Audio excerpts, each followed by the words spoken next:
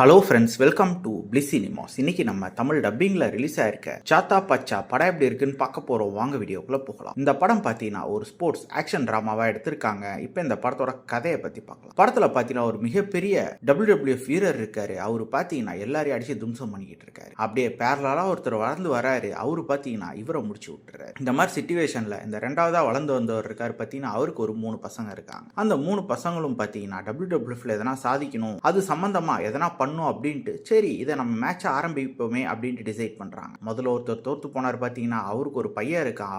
இவங்க மேல காண்டாவே இருக்காங்க. ஏன்னா தான் அப்பாவே தோக்கடிச்சதுனால அந்த கிளப் பயங்கரமா ஃபேமஸ் ஆகுது. அடுத்தடுத்து நடந்த சம்பவங்கள்லாம் என்ன அப்படின்றது தான் இந்த படத்தோட மொத்த கதையே. இப்போ இந்த படத்தோட பாசிட்டிவ் ஆனிட்டி பத்தி பார்க்கலாம். பாசிட்டிவ் ஸ்டோரி பார்ட், ஒரு இன்ட்ரெஸ்டிங்கான ஸ்டோரி பார்ட் எடுத்திருக்காங்க. குறிப்பா உங்களுக்கு இந்த மாதிரி சின்ன வயசுல ரெஸ்லிங்லாம் பார்த்துருந்தீங்கன்னா இந்த படம் உங்களுக்கு பயங்கரமா பிடிக்கும். அதுக்கேற்ற மாதிரியே பெர்ஃபார்மன்ஸ்ல படத்தில் நடிச்சிருக்க ஒவ்வொருத்தருமே நீட்டான பெர்ஃபார்மன்ஸ் கொடுத்துருக்காங்கன்னு சொல்லலாம். கேரக்டர் ரேட்டிங் நீட்டாவே எழுதியிருக்காங்க. இந்த படத்தோட இன்னொரு மிகப்பெரிய பாசிட்டிவ் பத்தினா படத்துல ஒரு ஆக்ஷன் போர்ஷன்ஸ் தான். ஒவ்வொரு ஆக்ஷன் போர்ஷன்ஸுமே தரமா இருக்கு, அதகலமா இருக்கு. குறிப்பா அந்த ரிங்குக்குள்ள நடக்கிற சண்டையெல்லாம் தத்ரூபமா காமிச்சிருக்காங்க. நமக்கு பிடிச்ச பல பிளேயர்ஸ் அதை ரிசம்பிள் பண்றாங்க. அதெல்லாம் பக்கத்து நல்லாவே இருந்தது.